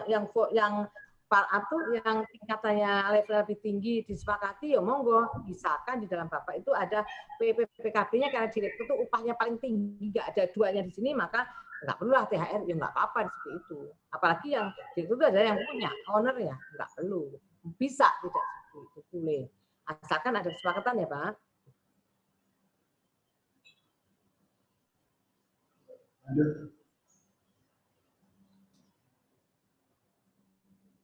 Monggo, silakan. Ya, selesai, Pak. Ini Pak, Bu, mungkin dari bapak-bapak, ibu-ibu mungkin ada yang akan bertanya langsung kepada Bu Dinar terkait perubahan ini, dipersilakan. Selamat sore Pak Imam. Baik, Pak Maman, silakan Pak Maman. Selamat sore Bu Dinar, perkenalkan saya Maman dari Penstun. Ibu mau menanyakan, memperjelas dari Pak Ketua Apindo tadi di awal, memang beberapa perusahaan sudah memakai UMSK tahun 2020. Yang ingin saya tanyakan, apakah untuk karyawan baru itu range upahnya bisa memakai UMK yang tahun 2021, Bu? Itu dulu, Bu. Terima kasih. Ya, sebenarnya itu masih ada agak debatable juga ya, Pak. Ya, kalau dia tuh perusahaan sudah menetapkan upah di sektor, kan satu perusahaan ada satu sektor misalkan. Di perusahaan Pak Syukur, sektor misalkan sektor manufaktur. Artinya upah minimumnya adalah manufaktur. Kan Pak, itu kan Pak, sektornya sektor manufaktur. Kalau ditetapkan itu ya dibayar situ. Nah sekarang, pekerja baru masuk setelah Undang-Undang Ciptaker. Di situ ada pasal kedua Undang-Undang Ciptaker itu bahwa pengusaha dilarang mengurangi. Nah sekarang pekerja yang baru tadi sudah menerima upah belum? Kalau bagaimana, Bu? Sebenarnya boleh juga sesuai UMP sebenarnya, tapi itu tidak dimungkinkan kalau dalam satu perusahaan pekerja yang kurang dari 1 tahun upahnya beda, satunya UMP, satunya upah sektoral. Makanya sebaiknya tetap menggunakan sama dengan yang tahun kemarin sampai apa? Sampai sektoral tersebut tidak berlaku. Misalkan berlakunya sampai tanggal 31 Desember 2020. Kameranya. Nah, yang baru masuknya tanggal November, sehingga November Desember dia tetap sama sektoral. Tahun depan sudah mengikuti ketentuan yang ada. Cuman tahun depan kalau ternyata upah sektoralnya tidak lebih rendah dari UMK yang berlaku, maka masih menggunakan upah minimum sektoral. Barangkali Bapak Ibu yang lain mau tanya, silakan. Nih, Bu Dinar mau nanya, Bu. Yang bertanya, Pak. Pak Wahyu, baca. Selamat sore, Bu Dinar. Selamat sore, Pak Wahyu. Ya, tadi disebutkan di PP 36 itu terkait dengan upah per jam ya. Yaitu dibagi 126. Nah, apakah upah per jam ini diberlakukan untuk menghitung upah lembur? Yang mana upah lembur itu sebelumnya dihitung per jamnya adalah dibagi 176, Bu. Enggak. Terima kasih, Pak. Terima kasih. Ya, terima kasih, Bu. Upah per jam itu untuk paruh waktu. Sehingga namanya paruh waktu Ya dia waktunya ya yang separuh-separuh itu hanya nggak sampai 6 jam, sehingga di sana tidak dikenal upah lembur. Makanya mestinya tidak boleh lebih 6 jam, 8 jam mestinya. Karena dia waktunya ya separuh waktu aja. Namanya paruh waktu, kalau dia lembur namanya nggak paruh waktu, Pak. Makanya Bapak Ibu pengusaha yang akan mempekerjakan paruh waktu ya maksimum ya nggak boleh lebih dari 7 jam. Gitu Pak. Jadi upahnya masih 5 jam, 6 jam itu upahnya 1/1/20.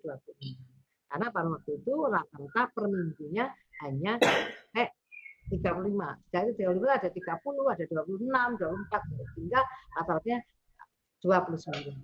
Gitu. Artinya berbeda konteks dengan yang Ya, 176. konteks betul Pak. Yang lembur itu adalah untuk pekerja yang normal jam kerjanya. Maka dia boleh lembur. Tapi yang tidak normal yaitu ya paruh waktu, untuk apa dia nak dilemburin? Ya kan gitu Pak. Jadi nggak ada lembur untuk yang apa itu yang teman-teman paruh waktu. Gitu Bu, Pak.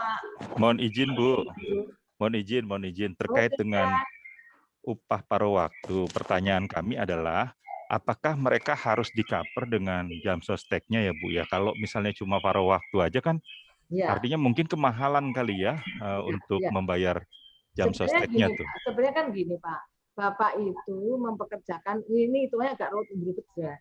Paruh waktu itu harapannya dia bisa 1 minggu, 1 hari, 1 minggu itu yang 2 hari tempat Bapak, 2 hari tempat lain.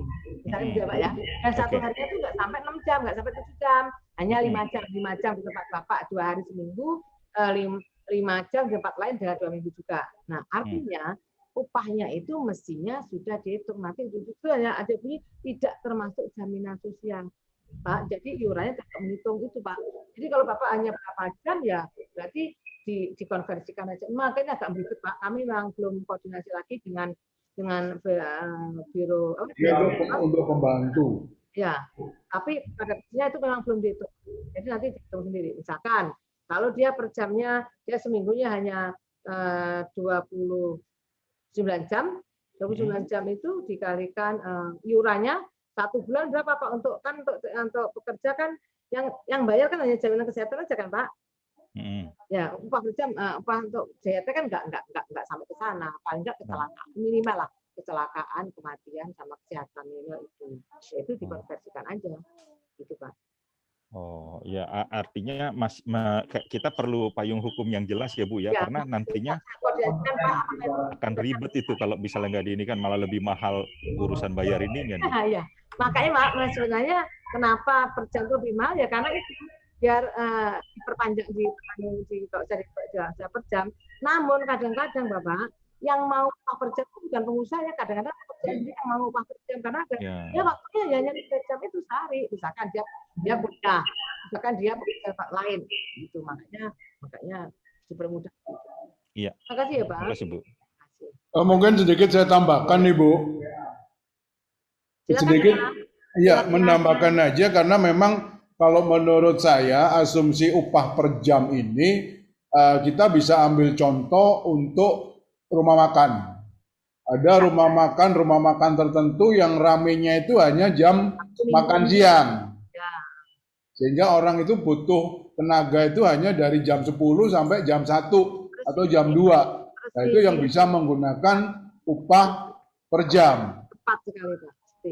Atau juga bisa juga kalau sekarang ini banyak pembantu rumah tangga yang cukup 2 jam, kemudian pindah lain 2 jam, pindah ke tempat lain 2 jam, seperti itu. Tapi kalau untuk di industri, saya pikir perlu pengaturan lebih detail terkait dengan upah per jam ini. Saya punya asumsi upah per jam ini hanya dikhususkan untuk industri yang non formal. Non formal, paruh waktu, misalkan yang freelance, apa tuh yang itu Pak, yang pemandu wisata, yang khusus itu Pak. Iya Bu, tapi jangan salah loh Bu, saya cuma kasih masukan aja. Kenapa saya bisa bertanya seperti itu? Ini menjadi keluhan bagi teman-teman yang di perkebunan tuh. Dia kan ada harian lepas tuh, dan itu nakal lagi. Dia harusnya ada hari kerjanya berapa, dia cuma hitung 2 hari, justru lebih besar di situnya. Itu sih Bu, jadi masukan aja ke Ibu nantinya. Nanti Pak, nanti kami itu kan kalau di perkebunan itu Pak, kadang-kadang dia yang bantu kan keluarganya, anaknya, hanya ya waktu pas butuh panen, pas itu aja Pak ya. Iya, betul. Tapi seperti yang saya bilang, mereka suka akal-akalan juga. Yang akan apa Pak pengusahanya Pak? Yang akan pekerja? Pekerjanya, dia ada harus kerja berapa banyak, dia cuma 2 hari, justru akhirnya kan mau nggak mau diputus. Ketika diputus nggak boleh, itu harus diangkat jadi karyawan tetap. Nah itu juga harus diperhatikan tuh. Kalau yang namanya jam-jaman atau harian lepas tidak ada ceritanya menjadi karyawan tetap. Kalau waktunya hanya paruh waktu ya nggak apa-apa per jam aja. Ya, ya Bu. Tolong nanti ya Bu. Dia yang turun Pak. Terima kasih. Oh silakan yang lain Bapak Ibu yang mau bertanya silakan. Ini di chat ada kembali pertanyaan Bu terkait dengan untuk cuti melahirkan yang masih mendapat upah itu sudah tidak ada lagi pengaturan 1,5 bulan sebelum dan sesudah melahirkan atau bagaimana Bu di dalam peraturan yang baru ini? Betul Pak, makasih. Di dalam PP 78, di dalam PP 13 ini masih ngatur yang melahirkan. Memang itu tidak detail.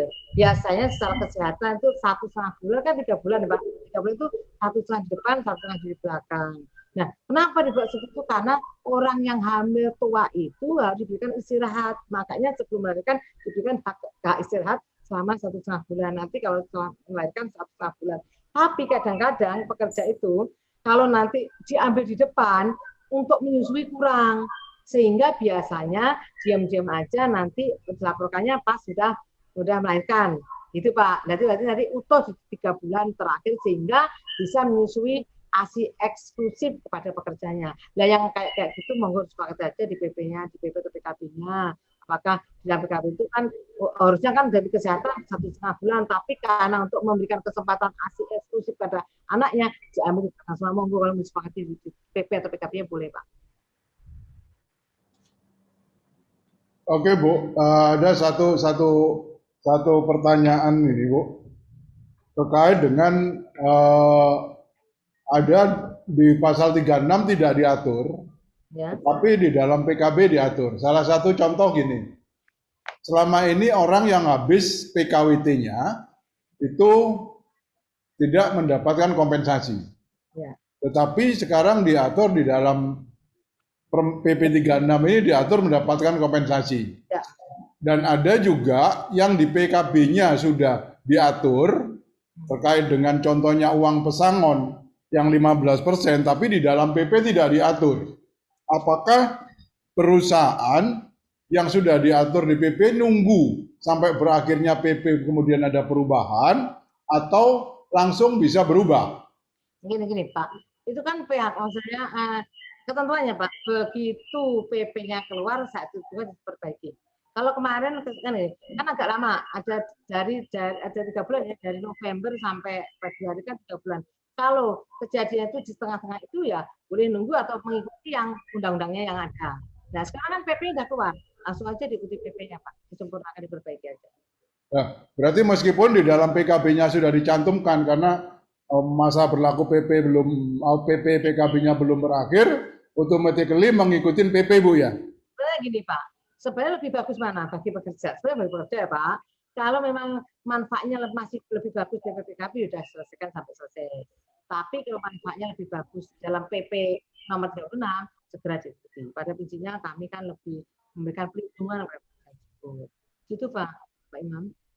Ya Bu, ya berarti ada kemungkinan akan terjadi banyak konflik di perusahaan-perusahaan karena perusahaan pasti ada keinginan untuk menghilangkan kompensasi PHK yang terkait dengan 15%. Sementara dari pihak karyawan tentunya tidak akan dengan mudah untuk menyetujui menghapus ketentuan 15% itu.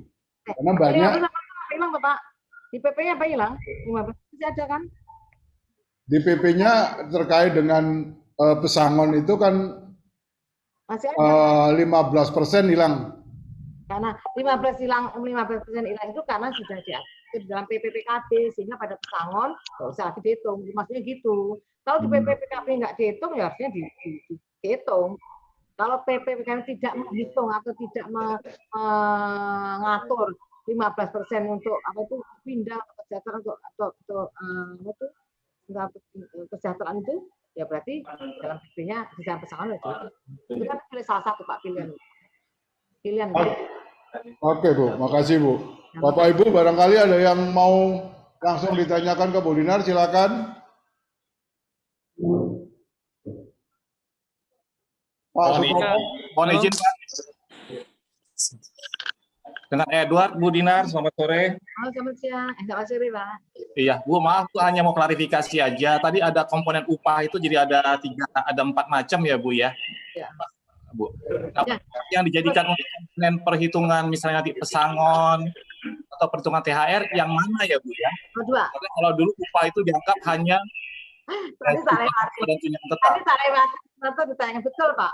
Jadi upah kan ada macam. Upah bulat tanpa tunjangan, upah pokok dan pesangon, upah pokok dan tunjangan tetap, upah pokok tetap dan tunjangan tidak tetap, dan upah pokok dan tunjangan tidak tetap.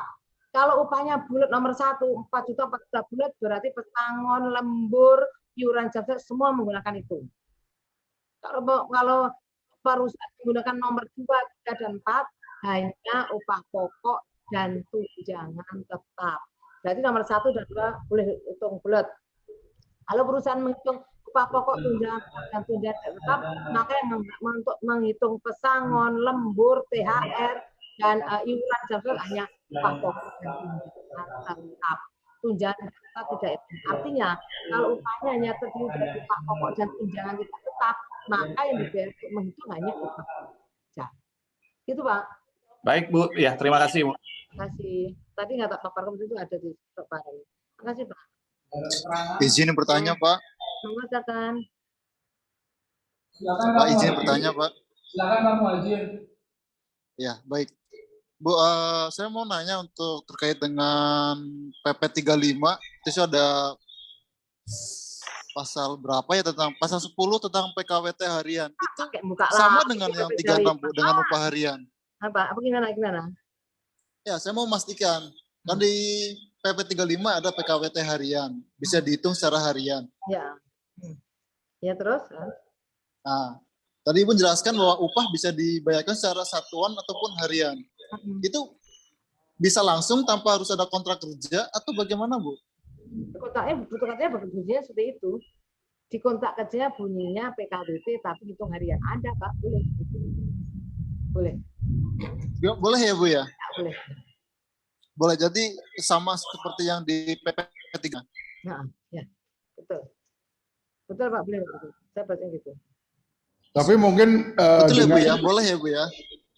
Saya tak carikan PP-nya dulu ya, Pak. Saya lupa belum baca detail, tidak baca. Jadi di sana tuh ada upah PKWT yang harian ada. Ada. Betul, di pasal 10, Ibu. Ya, betul, ada. Berarti gitu itu bisa ada, Pak. Karena pada prinsipnya mau PP nomor 36 dengan PP 35 semua harus disinkronkan. Kalau ada yang tidak sinkron, kita mencarikan misalkan jalan tengahnya agar semua bisa sinkron, Pak. Itu. Mestinya sama, pertanyaannya sama. Pak. Oke, Ibu terkait dengan tadi pekerja harian. Ya. Ada satu ketentuan bahwa kalau bekerjanya lebih dari 21 hari dalam 2 bulan berturut-turut, mereka automatically menjadi karyawan tetap. Apakah ini masih berlaku? Sebenarnya dibatasi, Pak. Itu memang tidak diatur di sini tegas, tidak tegas. Tapi memang nggak boleh. Nah, dia dibayarkan harian kalau dia memang kurang dari harian itu. Nah. Ya, berarti kalau gitu pekerja harian ini tidak boleh full kerja 21 hari atau 22 hari dalam 1 bulan.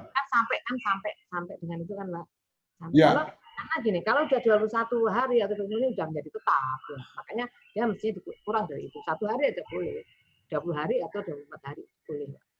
Oke, mungkin ini untuk sekedar mengingatkan teman-teman, jangan sampai terlena memperkerjakan pekerja harian, tapi dalam 1 bulan bisa sampai 21 hari. Iya, kalau dia masuk 5 hari saja ya, Pak. Iya, 3 bulan berturut-turut. Akal-akalan itu. Waalaikumsalam. Ya, silakan, Pak.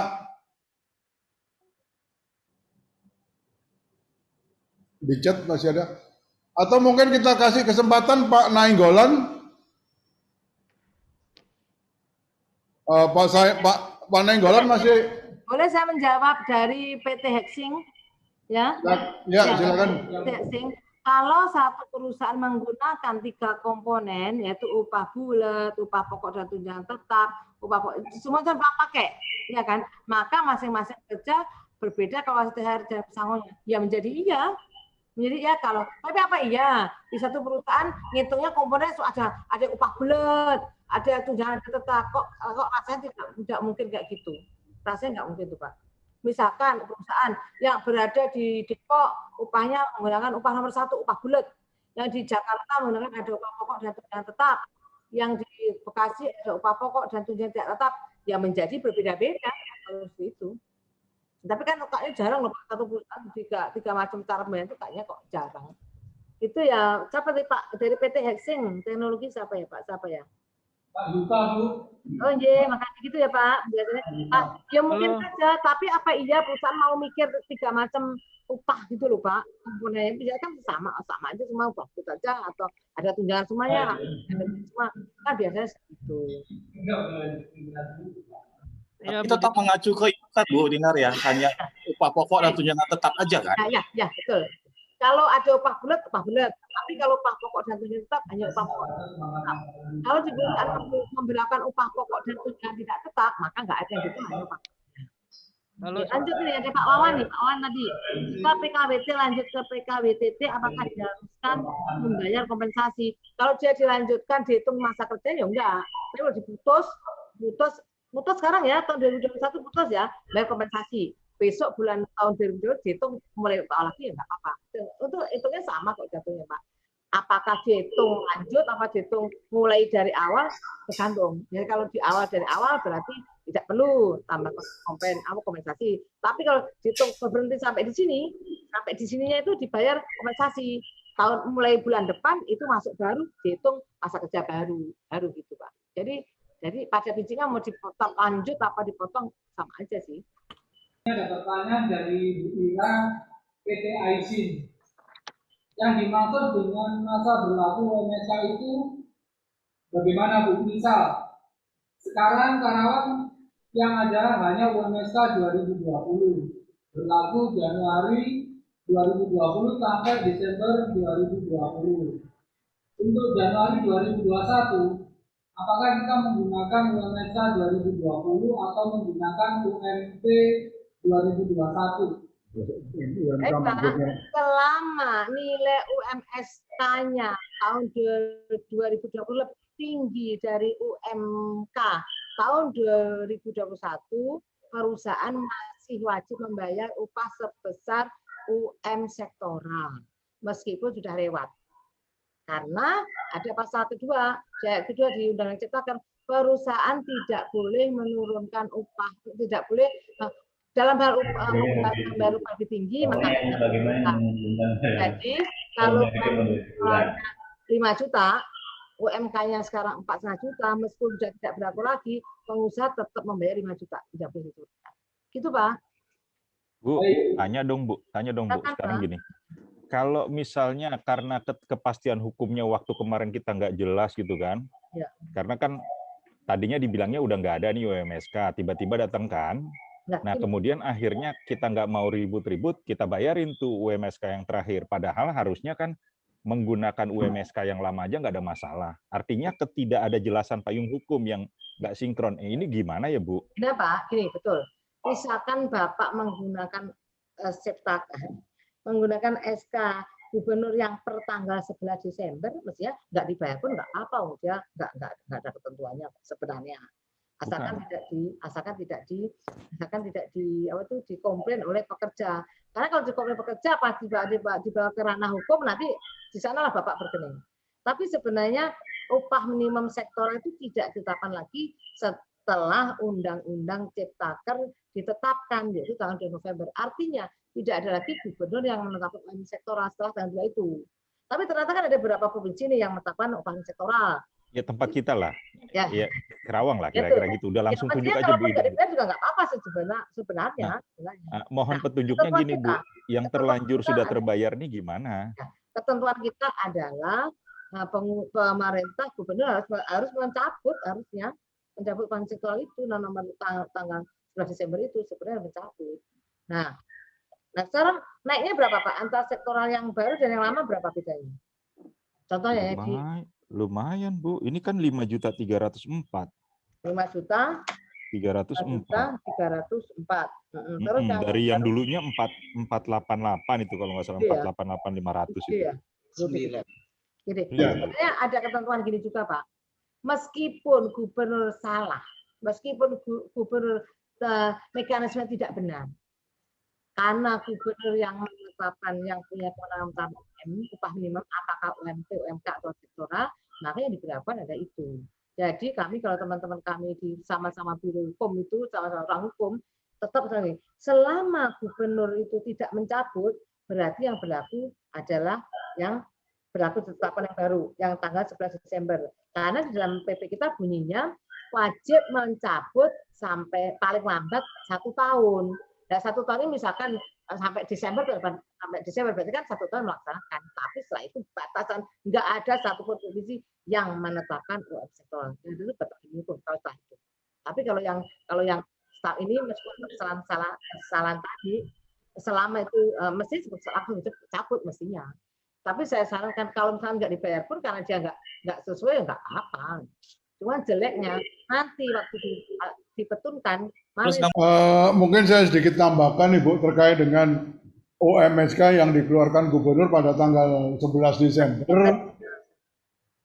bahwa saat ini Apindo Kerawang sedang berproses di PT UN. Ya tunggu aja Pak, itu aja. Nah sebelum PP 36 keluar kita sudah berproses di PT UN. Dan dengan adanya keluar PP 36 sesuai dengan amanat pasal 82, kita untuk lebih mendorong lagi gubernur untuk segera mencabut keputusan yang tanggal 11 Desember. Dan kita secara surat kita sudah berjalan dan memang ada kelemahan di teman-teman anggota Apindo Kerawang setelah terbit keputusan gubernur tanggal 11 Desember itu banyak yang sudah melakukan atau melaksanakan keputusan tersebut. Ya, tapi juga masih banyak yang sesuai dengan instruksi Apindo menahan untuk tidak menaikkan. Sehingga kita punya kekuatan saat ini PT UN kita ditambah dengan PP ini cukup menguatkan. Jadi menguatkan apa yang diharapkan oleh Apindo bahwa gubernur segera untuk mencabut keputusan terkait dengan UMSK 2020 yang ditetapkan pada tanggal 11. Dan kita juga mungkin nanti minta bantu juga dari Kementerian Tenaga Kerja dan juga Kementerian Dalam Negeri, karena kita juga berkirim surat ke banyak instansi untuk mendorong gubernur segera mencabut, tidak harus menunggu 1 tahun. Karena dampaknya ini untuk kepastian hukum. Sekarang ini di lapangan banyak terjadi hal-hal yang tidak kita inginkan karena tidak ada kepastian hukum. Sementara di PP maupun di Undang-Undang 11 gubernur dinyatakan tidak boleh menetapkan UMSK, tetapi kenyataan di lapangan gubernur masih menetapkan, dan ini menjadi pertanyaan banyak investor terkait dengan kepastian hukum di Indonesia. Dan ini yang kita dorong menjadi salah satu alasan ke Mendagri maupun ke Kemenaker untuk segera membantu mengingatkan gubernur untuk segera mencabut keputusan yang tanggal 11 Desember, Bu. Ya. Setuju, Pak. Betul. Bu, izin bertanya Ibu, Bu Dinar. Mau silakan, Pak. Ya, Muhyiddin Bu dari PT Jitek Indonesia. Selamat sore Ibu. Selamat sore, Pak. Ya. Jadi sebenarnya saya ingin menyambung tadi pertanyaannya Pak JP. Ya. Jadi kasusnya begini Bu, di tempat kita sudah menjalankan UMSK 2021. UMSK 2020. Ya. Kemudian semua karyawan baru atau semua karyawan pada saat itu dibayarkan dengan UMSK tahun 2020. Ya. Kemudian keluarlah PP yang ini Bu. Sehingga akhirnya kita berasumsi bahwa boleh dong karyawan itu dibayarkan dengan UMSK 2019. Enggak, Pak. Enggak. Tetap 2020. Tetap 2020, Bu ya. Oh, ya, yang Jadi terakhir. meskipun karyawan ini karyawan baru, sementara UMSK 2020 itu sudah kekuatan hukumnya tadi yang dijelaskan oleh Pak Syukur itu memang sedang digugat ya. Sehingga akhirnya apakah kita boleh bayar karena yang maksudnya mohon izin, Pak, mohon izin. Yang dimaksud 2020 itu 2020 yang tanggal 11 Desember kemarin. Iya, betul. Betul. Kalau itu mau lakukan itu kalau kita pakai karyawan baru nih, misalnya kita rekrut nih, mestinya kan kita merefernya ke UMSK 2019. Ya, oh ya. Okay. Nah, cuma pertanyaannya tadi kan di awal itu ada filosofi bahwa untuk jenis pekerjaan yang sama kita tidak boleh membayar upah yang berbeda. Sehingga akhirnya bisa jadi karena durasi waktunya saja orang kerja di produksi pada bagian yang sama dengan sistem kontrak yang sama, upahnya berbeda. Yang satu kita tidak boleh turunkan karena sudah terlanjur kita bayar dengan UMSK tahun 2020. Yang satu karyawan baru yang baru kita hire, baru kita rekrut, yang memungkinkan kita bayar dengan upah 2019, UMK 2019. Ini bagaimana, Bu? Ini, Pak. Yang dimaksud Bapak tahun 2020 itu ada yang ditetapkan tahun 2020 ya? Iya, betul. Ya. Karena agak berbeda, Pak ya. Kalau UMP 2021 ditetapkan pada 2020. UMP 2020 ditetapkan pada 2019, kan gitu. Kalau Bapak bicara upah sektor 2019, jadi yang berlaku di tahun 2020 ini kan, Pak. Nah, sekarang betul, Pak, yang ada suara-suara yang ya.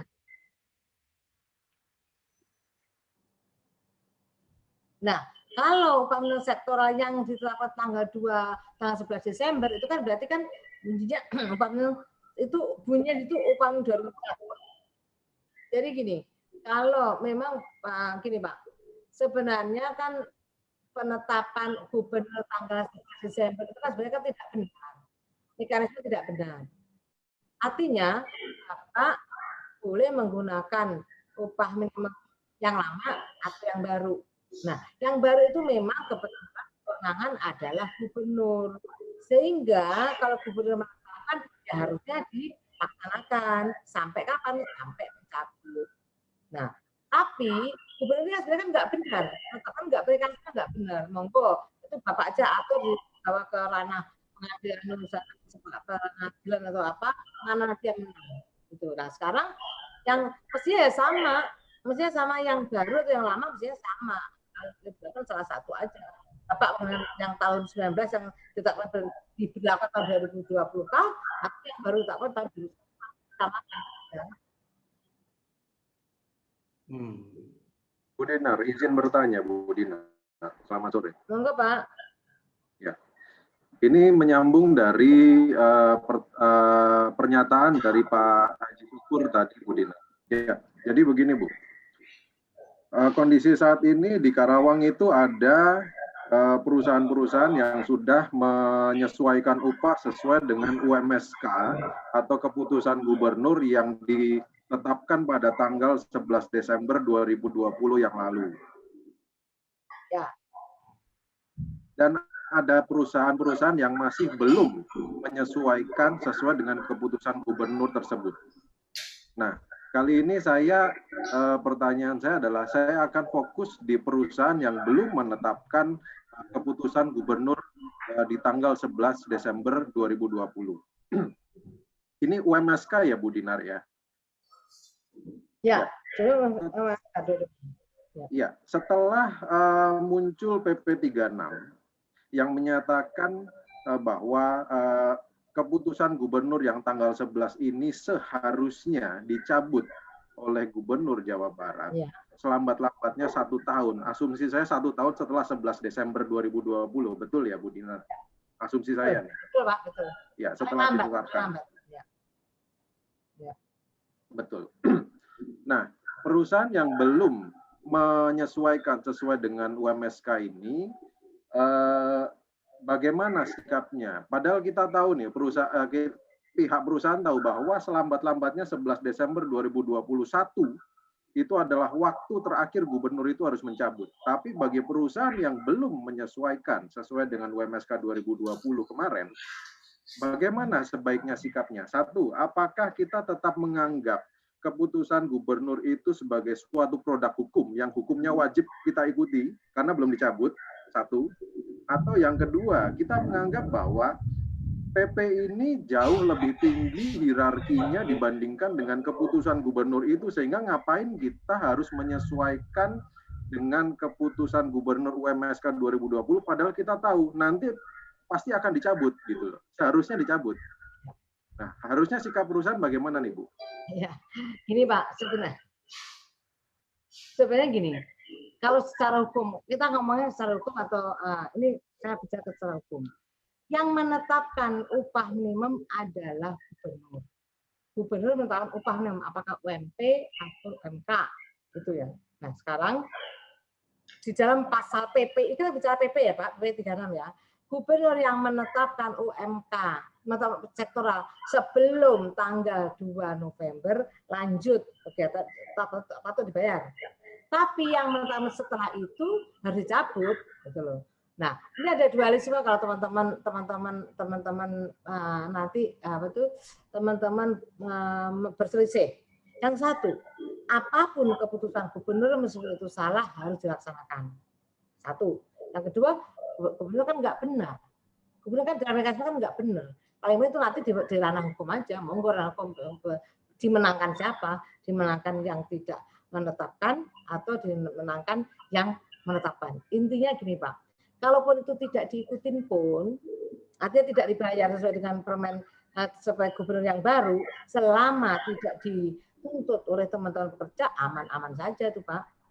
Gitu. Karena apa? Bagi kami kan gubernurnya kan nggak nurut, memang nggak ngikutin. Pada di depan Pak, Bapak bilang aja di depan, ini Bapak tuh pegang nih. Di depan di pasal depan bahwa kebijakan pemerintah pusat itu harus diikutin. Pemerintah daerah harus mentaati mengikuti berdasarkan kebijakan terusannya Pak. Jadi di situ ada bagi pemerintah yang tidak yang menyalahi ketentuan itu akan dikena sanksi. Pemerintah loh Pak kena sanksi. Gitu Pak. Ya, artinya jika kondisinya demikian, perusahaan yang masih belum menyesuaikan dengan Kepgub setelah 2 November itu masih punya area berbahaya dong ya hingga tahun depan ya. Hingga Desember 2021 ya. Betul begitu ya, Bu? Ya. Makanya kita bermacam mana? Bermacam gubernur nyalai atau bermacam gubernur harus penetapan monggo itu nanti dibuktikan di dalam ranah hukum aja, di dalam itu aja. Dalam apa Pak? Itu aja. Ya, berarti masih di gray area ya, Bu, kesimpulannya begitu ya. Oke, terima kasih Bu Dinar. Nah, kalau kami Pak, mestinya begitu PP ini keluar, mestinya gubernur langsung mencabut. Tetapi karena waktunya itu diberi kesempatan, itu artinya kan ada beberapa hal yang itu memberikan kesempatan kepada pekerja agar biar dibayar upahnya Pak. Ini selalu sempat pekerja Pak, saya pengen dibayar upahnya. Toh tahun depan udah nggak ada lagi upah sektoral. Sebenarnya gitu. Jadi itu masih punya ada dasar untuk berargumentasi sebenarnya Pak. Gitu. Kalau kami sebagai pemerintah ya, dasarnya ada dicabut. Cuman karena waktunya itu paling lambat 1 tahun, kalaupun pemerintah paling lambat 1 tahun ya masih kesempatan upah minimum dibayar dengan upah minimum sektoral terakhir. Itu. Betul Pak, kalau memang gray area monggo lebih mana yang karena pemerintah kalau kami memang tadi memang harus cabut, tapi kalau diberi waktu kesempatan 1 tahun, ya berarti masih selama 1 tahun itu masih membayar sesuai dengan upah terakhir. Itu meskipun itu tidak benar ketentuan, meskipun itu tidak benar mekanisme penetapannya. Nah itu nanti dibawa di ranah Bapak kan sudah bawa ke hukum. Kalau nggak ada yang lain, yuk closing deh. Oke Bapak Ibu, masih ada yang perlu ditanyakan? Kalau enggak mungkin saya akan terakhir permintaan saya ke Ibu Dinar selaku Direktur Pengupahan di Kemenaker. Ya, Pak.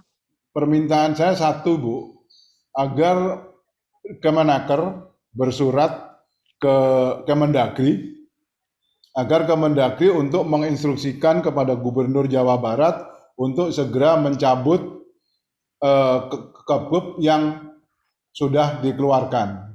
Sangat berharap Kemenaker bersurat ke Kemendagri agar Gubernur Jawa Barat segera mencabut Kebub tentang UMSK 2020 khusus untuk Kabupaten Kerawang. Karena kalau kami tahu Kabupaten Bekasi, Kota Bekasi, dan Kabupaten Bogor itu ditetapkan sebelum tanggal 2 November.